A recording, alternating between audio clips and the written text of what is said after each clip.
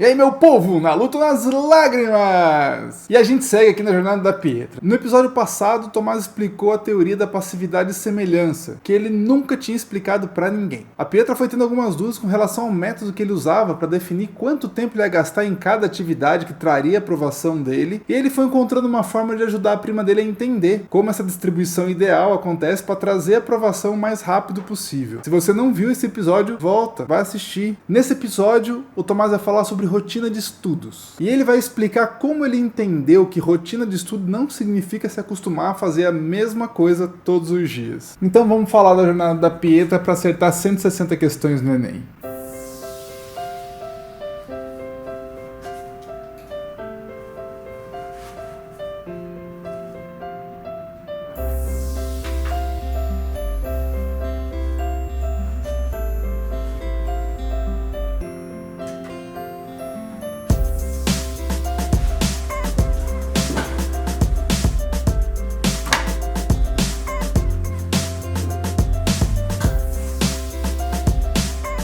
As férias do Tomás e da Pietra estavam ótimas, como todas as férias deveriam ser. O seriado comia solto na TV, já era fim de tarde, e pelo cheiro que rodava pela casa já dava para saber qual seria o jantar daquela noite. A mãe da Pietra e do Tomás eram irmãs, e elas tinham uma receita de pizza caseira que elas tinham aprendido com a mãe delas, com a avó dos dois. Tanto a Pietra quanto o Tomás eram alucinados por essa espécie de pizza. Eles apelidaram de pizza enrolada. Era uma massa de pão maravilhosa, enrolada com molho de tomate fresco, queijo e orégano. Quando colocava para subia aquele cheirinho de pão pela casa, e quando cortava, o queijo esticava até o fim do mundo. Quando os dois sentiram aquele cheirinho rodando pela casa, eles já sabiam que aquela noite era propícia para enfiar a cara na pizza com guaraná. Então, mas é tão interessante como a gente aprende as coisas com os nossos pais, né? Quando eu tiver um filho, eu vou fazer pizza enrolada para ele. Se o moleque disser que não gosta, eu abro a porta da casa e falo para ele: eu acho melhor você ir procurar a sua família, porque ela não mora nessa casa. A menina é louca. Vai que o moleque tem essas intolerâncias à lactose, não pode comer glúten, não vai poder comer sua pizza. Você é doido? Isso seria apenas mais uma prova de que ele está na família errada. Mas até que você tem razão. Essa coisa de aprender com os nossos pais é muito mais forte do que a gente pode imaginar, né? Nesses dias que a gente tem conversado muito sobre Enem e sobre o que a gente vai fazer no futuro, faculdade, enfim. Eu lembrei muito de uma coisa que meu pai me ensinou esse ano e que fez toda a diferença na minha preparação para o Enem, acredita? Aprendeu com seu pai? O quê? O meu pai não fez faculdade e ele não tem um pingo de tristeza com relação a isso. Ele aceita muito bem o fato de que quando ele estava na minha idade, fazer faculdade não era uma opção para ele. As oportunidades de emprego que apareceram para ele precisou agarrar desde muito cedo, e a rotina dele se estabeleceu muito mais no trabalho que nos estudos. Eu nunca trabalhei, mas eu sempre ouço meus pais contando histórias dos trabalhos que eles tiveram quando estavam na minha idade. Eu acho que parece outro mundo, acredita? Pessoa da minha idade, trabalhando, com responsabilidade. E é outro mundo mesmo. Esse ano que meu pai precisou fazer a cirurgia e ficou 2 meses sem trabalhar, eu tive uma experiência com ele que mudou completamente a minha visão das coisas. E me fez enxergar com muito mais clareza que em algum determinado momento da vida, quando a gente tem oportunidade, a gente pode escolher uma rotina ou outra. E já sei. É história boa, vou desligar esse seriado aqui e aí você conta a história. Eu não quero nem saber de seriado mais, agora é a sua história que me interessa. Vamos lá, é história boa mesmo. Quando faltava uma semana para o meu pai receber alta e poder voltar a trabalhar, as contas em casa estavam bem apertadas e apareceu um serviço simples pro meu pai fazer. Um dos caras mais ricos lá na nossa cidade estava com um problema num telhado de um galpão enorme que ele tinha lá, estava com goteira, e ele queria que meu pai fizesse o serviço de qualquer jeito. O telhado dele estava revestido com um negócio chamado manta asfáltica, e a primeira etapa seria retirar toda essa manta para descobrir como tá por baixo. Eu nem sei o que é esse negócio de manta asfáltica. É uma espécie de revestimento que vem em rolo. Por baixo ele tem uma camada de piche, uma coisa preta, parecido com asfalto. E pela parte de cima ele tem algo parecido com alumínio, uma superfície metálica brilhante. Para instalar isso no telhado, você tem que aquecer essa parte de baixo e aí ela gruda no telhado. Ah, eu já vi isso aí no telhado, ele fica brilhante, parecendo tudo de metal, né? Eu já vi. Pronto, é isso aí. O trabalho, basicamente, era desgrudar essa manta de todo o telhado dele para olhar como estava o telhado por baixo. Para esse tipo de trabalho, o orçamento sempre é feito em 2 etapas. O primeiro é a etapa para retirar a manta, e o segundo, depois que é feita a análise do telhado que está lá embaixo, se faz a segunda etapa do orçamento. Faz sentido. Se você tira a manta e descobre que embaixo está muito caro para consertar, pelo menos a pessoa que tirou a manta recebeu o dinheiro dela e o cara pode pensar se ele quer fazer ou não o serviço embaixo. Ok, entendi. Pois é. Aí o dono do telhado apareceu lá em casa para falar com meu pai. Só que meu pai tentou explicar para ele que não estava em condições ainda, que faltava uma semana de recuperação para ele receber a alta médica e voltar a trabalhar. E o cara insistindo, dizendo que ele queria que meu pai pelo menos tirasse a manta só para ver como estava o telhado. E meu pai, mesmo precisando do dinheiro, tava falando pro cara que não dava para fazer. Eu ouvi a conversa dos dois, chamei meu pai e falei para ele: pai, vamos pegar esse serviço aí? Não é só tirar a manta? Ele: vai comigo, o senhor não faz, me ensina como tirar e eu tiro esse negócio aí. A gente ganha esse dinheiro, não tem problema nenhum. Vai ser só uma semana de trabalho. Eu duvido que seu pai topou. Ele não quis topar mesmo não, que ele vai teimoso, mas eu tive que explicar para ele que não fazia sentido a gente precisando de dinheiro, eu podendo ajudar, não fazer o serviço. Eu disse que eu me senti muito melhor, mais útil, se eu pudesse fazer isso com ele, que ia ser uma experiência legal para nós dois. Ele topou. Você é cheio das conversinhas, né, Tomás? E aí, conseguiu fazer o trabalho ou não? Pietra, o trabalho era muito pior do que eu imaginava. Em cima do telhado o sol fervia, chegou a 40 graus. Eu tava com o celular no bolso, parou de funcionar de tanto calor. A manta que tava lá já era toda velha, não saía inteira, ia saindo só os pedaços dela, tinha que fazer muita força para arrancar, depois tinha que pegar toda essa manta velha que eu tinha tirado, descer telhado abaixo e jogar dentro da caçamba. Deu pra encher 2 caçambas imensas. No final da semana eu tinha tirado tudo de cima do telhado, tinha enchido as 2 caçambas, mas eu tava completamente morto, eu não era ninguém. Olhando daqui eu não diria que você era capaz não. Mas e aí, quanto custou esse trabalho? Pra mim e pro meu pai custou uma semana da nossa vida. Pro dono custou R$500. Jura, Tomás? Mas tanto trabalho assim não devia custar mais? Então, no final do trabalho eu até falei isso pro meu pai. Aí ele deu um sorriso triste, sabe? E falou: filho, isso é um trabalho de rotina. Não pode custar mais do que isso. Ai, Tomás, que triste. E isso não foi triste de jeito nenhum perto do que ainda ia acontecer. Como assim? Quando a gente terminou de tirar tudo no prazo que tinha sido combinado, eu e meu pai pegamos o carro e fomos até a loja do dono assim que acabou o trabalho, para receber o dinheiro que ele tinha que pagar. Eu fui com meu pai do jeito que eu tava, sujo, morto de cansado, tinha piche no cabelo, na cara, parecia que eu tava morando na rua há 2 anos. Chegando lá, meu pai pediu para falar com o dono e saiu da loja para ficar comigo do lado de fora esperando o dono vir. O dono veio, cumprimentou meu pai, perguntou como foi o trabalho. Meu pai disse que tinha tirado tudo, tinha analisado a situação do telhado e estava pronto para começar a segunda etapa do trabalho. Na segunda-feira ele ia cotar os materiais que eram necessários e ele já passava o orçamento pro dono na segunda-feira mesmo. E aí? Aí meu pai disse: essa primeira etapa ficou em R$500 como a gente tinha combinado. Aí, Pietro, o dono virou para ele e disse: olha, puxa vida, aconteceu um imprevisto, eu só vou poder te pagar daqui 15 dias. Pode ser? Meu pai disse: não foi isso que a gente combinou. Aí eu dou: não, eu sei que não foi o que a gente combinou, mas eu tive alguns imprevistos, você precisa me entender. Ai, Tomás, eu não sei nem o que falar na situação dessa, viu? Eu tava tão cansado que eu não tinha força nem para acreditar naquela situação. Meu pai conversou mais um pouquinho com o dono e a gente foi embora sem receber o dinheiro. Eu pensei em falar pro meu pai como eu tinha ficado chateado com aquilo, mas eu decidi ficar quieto. Meu pai deve ter percebido e aí ele, do nada, no meio do silêncio, ele soltou uma frase: filho, essa é uma situação de rotina na vida do seu pai, viu? Se você algum dia puder escolher ter uma rotina que traga resultado diferente desse ao final do seu trabalho, faça de tudo pra ter esse tipo de rotina na sua vida, viu?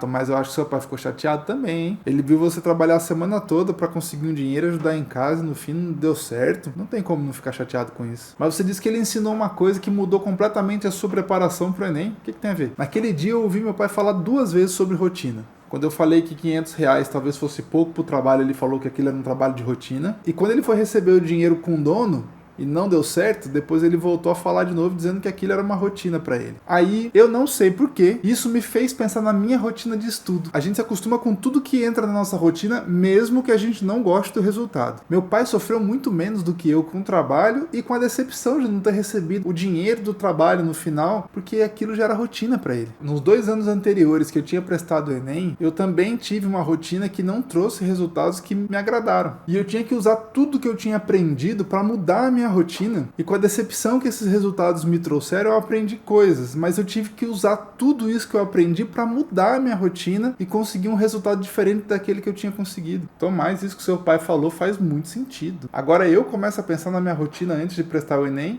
e não vejo como aquela rotina poderia ter dado um resultado diferente do que eu tive. Na nossa última conversa você falou da teoria de passividade e semelhança. Eu descobri que a minha rotina nem era tão passiva, porque eu cheguei no Enem quebrada, moída, porque eu fiz muita coisa, mas o resultado que eu obtive, mesmo tendo uma rotina ativa, não foi o resultado que eu queria, porque a minha rotina não tinha o fator de semelhança com o que eu ia encontrar na prova. E foi isso que eu pensei um pouco. Tem rotina muito dura que não dá resultado. A vida do meu pai é de uma rotina dura e não tem os resultados que ele quer muitas vezes. E tem rotina muito confortável que também não dá resultado. Quando eu fiz o meu segundo ano de cursinho, eu tive um dos anos mais confortáveis da minha vida. Foi tranquilo assistir aula, já tinha assistido a maioria, eu achava que sabia as coisas, mas também não deu resultado. Eu comecei a pensar que a rotina ideal tem que criar uma situação controlada de desconforto diário que me faça crescer na direção correta. Buf! E pensando desse jeito, não dá pra fazer a mesma coisa todos os dias. Quem faz a mesma coisa todo dia não tem nenhum tipo de desconforto controlado. Tomás, eu acho que comecei a entender o que você tá falando. Se eu pensar nos elementos da fórmula da aprovação que a gente falou na nossa última conversa, que seriam aulas, teoria, resumo, questões e descanso, vezes o tempo igual a aprovação, eu preciso pensar qual desses elementos é capaz de me trazer o grau controlado de desconforto para colocar na minha rotina e me fazer crescer em direção à minha aprovação. Pietra, exatamente. E é nesse ponto que as questões ocupam um lugar de ouro na preparação. Tomás, eu já sei. Eu tenho que definir uma quantidade de questões diárias e fazer todos os dias, aconteça o que acontecer, eu tenho que conseguir fazer essa quantidade de questões. Quantas questões por dia você conseguia fazer? Se você me responder isso, pronto, eu tô acompanhando a minha aprovação. Pietra, é aí que tá. Eu não fazia a mesma quantidade de questões todos os dias. Quando eu tentei definir um número fixo de questões para fazer por dia, deu errado, porque eu não evoluía. Tomás, vamos parar de bagunçar as coisas aqui dentro? Pera aí. Se você define uma quantidade de questões por dia, por que você não evolui? Eu demorei um pouquinho a perceber isso, mas deu certo. Por quê? Primeiro eu defini que eu ia fazer um certo número de questões por dia. Aí, quando eu pegava algumas questões mais difíceis, eu tinha que correr, pular etapa, estragar o meu jeito de resolver as questões para conseguir fazer aquele determinado número de questões que eu tinha definido. Meu estudo dava errado, eu não evoluía porque eu me sabotava. Aí eu quebrei essa coisa de número fixo por dia. Eu pensei, se eu pegar as questões mais difíceis, elas vão me trazer um grau de desconforto que vão me fazer correr atrás das minhas fontes externas de conhecimento. Eu não vou estar resolvendo questões nesse momento. Estou buscando aquilo que eu preciso para trazer e me tornar capaz de resolver questões. Nesse dia, eu vou aceitar que eu vou fazer menos questões, mas que eu vou crescer para fazer mais questões em outros dias. Porque esse grau de desconforto que a questão difícil me traz, me faz crescer em direção àquilo que o Enem vai me exigir. Buf! Tomás do céu. Peraí. Não, pera, olha só, deixa eu entender. Quando você fazia questões difíceis e tentava manter o mesmo número de questões, você se sabotava ou não fazia direito aquele processo que você me ensinou de fazer questões. Ok. Quando você volta atrás, você faz menos questões, mas o desconforto que essas questões difíceis causavam faziam você crescer, e aí em outros dias você fazia mais questões. Eu nunca ia pensar isso sozinho. Nunca. Isso está a anos-luz da minha capacidade de dizer, tá bom, como vai ser o meu jogo com as questões? Nunca, Tomás. E quando você fala isso parece tão simples. O segredo não está na quantidade de questões que a gente faz por dia, mas no processo de escolha das questões que a gente faz. Se o processo de seleção das questões for feito de maneira adequada, e em alguns dias eu vou sim fazer questões mais difíceis e vou fazer menos questões, mas essas questões foram tão bem calculadas que nos outros dias eu vou fazer muito mais questões. Até em um outro dia lá pra frente encontrar mais questões difíceis, fazer menos questões de novo e voltar a fazer mais questões. Tomás, eu tô entendendo assim. É como se as questões difíceis, que não são tão difíceis a ponto de você não conseguir evoluir, funcionassem para você tomar impulso. E quando você toma impulso nessas questões, você derruba várias outras questões, até que você encontra outras questões difíceis para tomar um novo impulso, derrubar outras tantas questões e encontrar outras questões difíceis para tomar outro impulso e assim sucessivamente. Se a gente olhar de fora, dá a impressão que não é uma rotina, porque você não está fazendo as mesmas coisas todos os dias. Você está evoluindo todo dia. Peter, eu adorei esse lance de tomar impulso nas questões. Eu não tinha pensado desse jeito, mas faz todo sentido. E é exatamente isso que o Doodle faz na minha rotina. É só eu começar a acertar muitas questões no Doodle que ele já encontra questões mais difíceis para eu tomar impulso, sair da minha zona de conforto, buscar as minhas fontes de conhecimento externo e voltar para acertar mais tantas questões. Eu acerto de novo, ele procura mais questões difíceis, sempre muito bem calculado. Esse lance do impulso foi genial. Tomás, até aqui eu tinha um certo preconceito com o Doodle. Eu achava que pagar uma plataforma para escolher questões para você era bobeira. Mas do jeito que você está falando, eu entendo que o processo é extremamente elaborado e avançado, mas para quem usa, é muito simples. Ele faz a maior parte do trabalho de seleção de questões e coloca na sua rotina o desconforto controlado para você evoluir. Agora eu saquei por que você usou o Doodle e por que você fala tanto do Doodle. É isso. Eu acho que eu nunca consegui explicar com tanta clareza o papel do Doodle na minha preparação como eu consegui com você agora. Mas a maior parte da explicação quem fez foi você. E eu achei isso muito legal. Ó, Ó, eu tenho um gráfico em que eu tenho o registro da quantidade de questões que eu fiz todos os dias da minha preparação. Se você quiser, eu posso até te mostrar. O legal é que analisando esse gráfico depois, eu consigo mostrar para você como as questões do roteiro e as questões do gerador de lista do Doodle compuseram a quantidade de questões que eu fiz por dia. E aí você vai entender muito melhor como é que funciona esse processo de seleção das questões para se fazer dentro da rotina de estudo com o Doodle. Eu só consegui um resultado de 157 questões acertadas no Enem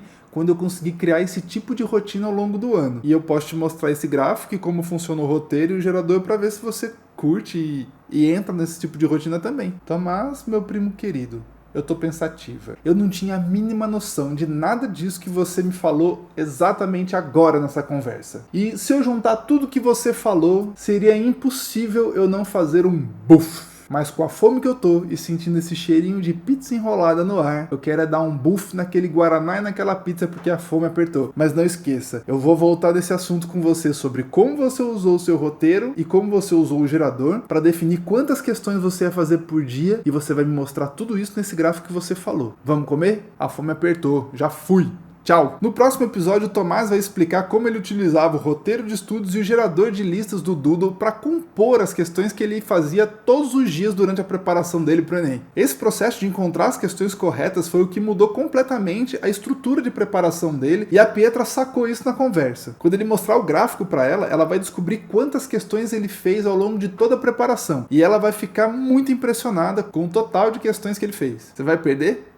Eu acho que não, né? Então se inscreve aqui no canal e ativa o sininho de notificação para não perder nenhum episódio. E você devia me seguir no Instagram também para receber alguns buffs por lá. O que você acha? Me segue lá. Valeu!